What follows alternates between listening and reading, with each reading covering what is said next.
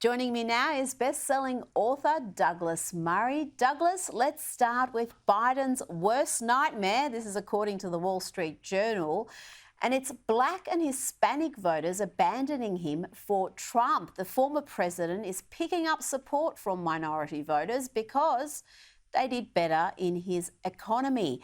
What do you make of this phenomenon of minority voters leaving the Democrats for Trump? Well, they've been trying to deal with it for some years, and they haven't been dealing with it very well. You'll remember, Rita, that in the Trump years, whenever any of the mainstream media noticed the fact that Black and Hispanic Americans were actually voting for Donald Trump in larger numbers than for previous Republican presidents and contenders, they really didn't know how to interpret this. And that's why they kept on falling back to the idea that actually these were a new type of white supremacist, usually a Hispanic white supremacist or a black white supremacist. And it's very curious that I predict the same thing will happen in this cycle if Trump and Biden continue to be the likely contenders. They will continue, the media will continue to try to find ways to not understand these voters, but to demonize them or castigate them in some way. But of course, it is, as you mentioned, it is a very interesting observation that black voters and other ethnic minority voters would be turning to Trump in larger numbers. It says something about his economic policies. It says something about Biden's economic policies and much more. So I do hope this time some of the media actually looks into the story rather than just trying to demonize the subject.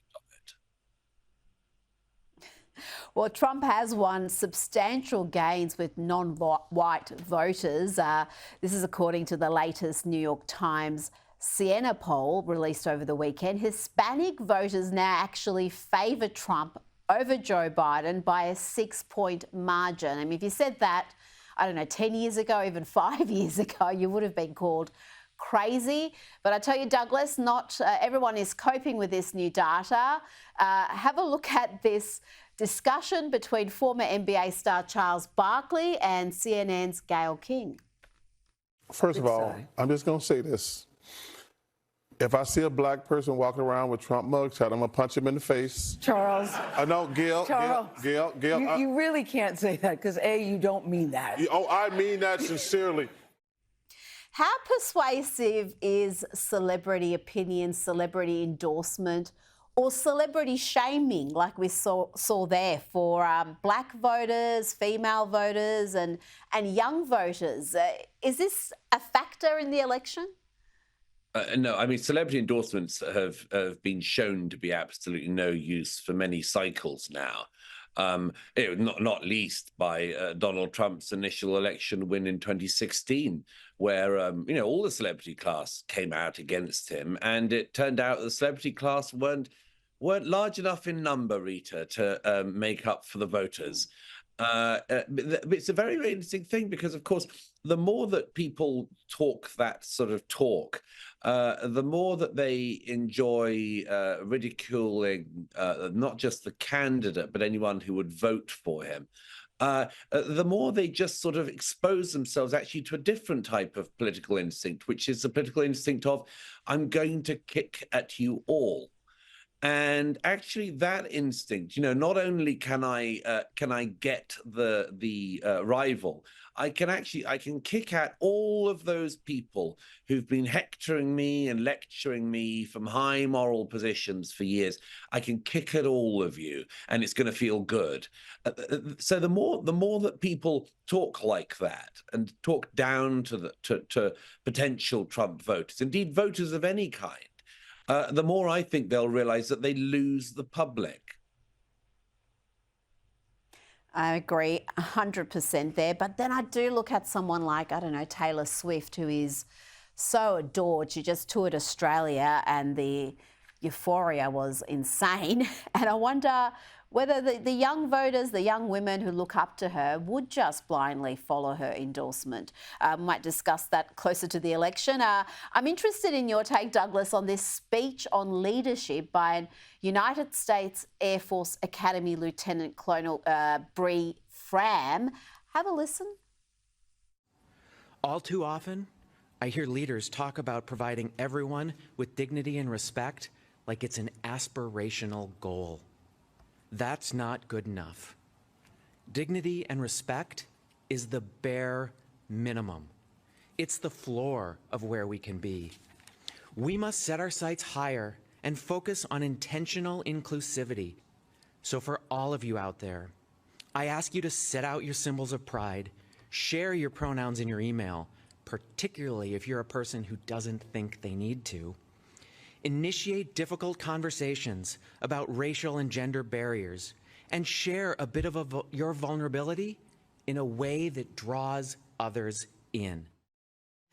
You can just imagine China or Russia watching that and being terrified of the US military. Fram is reportedly one of the highest ranking transgender officers in the United States military. And it's clear from that speech, Douglas, that there is an agenda there to embed this sort of activism in the military. Things like declaring your pronouns, listing them on your emails and on your business cards. What do you think of this? I mean, it's preposterous, isn't it? Let's just start with the tone of those remarks. I mean, it's like somebody. It's not just sort of passive aggressive. It's pretty much aggressive, that tone, isn't it? The I'm Yes. going to tell you what you need to do, and especially those of you who don't think you need to know. I mean, it's no way to speak to anyone. Is the first observation, and by the way, I love that camera draw out onto the audience of sparsely attended poor blokes who are sitting there being hectored by this presumably male to female transsexual, telling them all that they have to put their pronouns in their bio. And they must all just be sitting there thinking, I hope this ends soon. But I would say not only that I would want the lecture to end soon, I'd want the whole era to end soon. And it will at some point. And I think I can say that with some confidence. It will end at some point because, you know, countries really don't have the luxury of doing this if they're the world's hyperpower. And if they're the country with the most serious military in the world that is effectively responsible for securing the peace around the world or otherwise, you know, they just don't have time for this stuff. And there will come a day, I don't know how soon it'll be or how far away it'll be, but there will come a day when these hectoring trans activists, they, them pronoun people just all have to go away. Because everything will have become too serious again. You know, in one way, it's of course ridiculous that we live in this era. On the other, in some ways, we should count our lucky stars that we actually, you know, that the situation is still not serious enough that people would actually be put up with being talked at like that.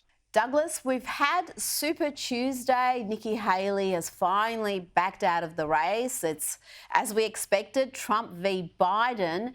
What do you think that means for the rest of the world? The conflict in Ukraine, the conflict in Gaza, China's aggression. I know this is not an easy question, but you're about the only person who could give us a meaningful answer. Of course, in some ways, going to be absolutely fascinating. In other ways, quite depressing to have a rerun of 2020 again. But you know, here we are. It'll be very interesting. I think the thing to watch out for is I mean, we know pretty much what Biden's policies are going to be.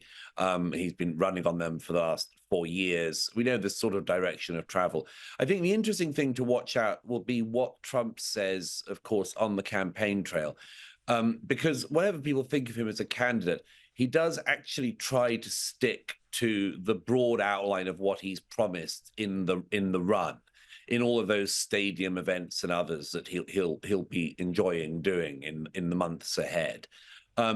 If he does start to make noises about Ukraine, you know, I think you could sort of pretty much believe them. And the same with the Middle East. China, of course, is for Trump a very important issue, and it's important because he's the politician who changed the weather on China. In not just the States, but in the world. He took an extremely unpopular position in regarding China as the hostile competitor that it is. at a time when everyone else was just wanting to hoover up the Chinese money on offer. It'll be very interesting to watch him on this issue, because he has actually tilted not just the Republican Party, but the Democrats too on the China issue. So if he decides to run on it in a more hawkish direction, that'll definitely be worth noting.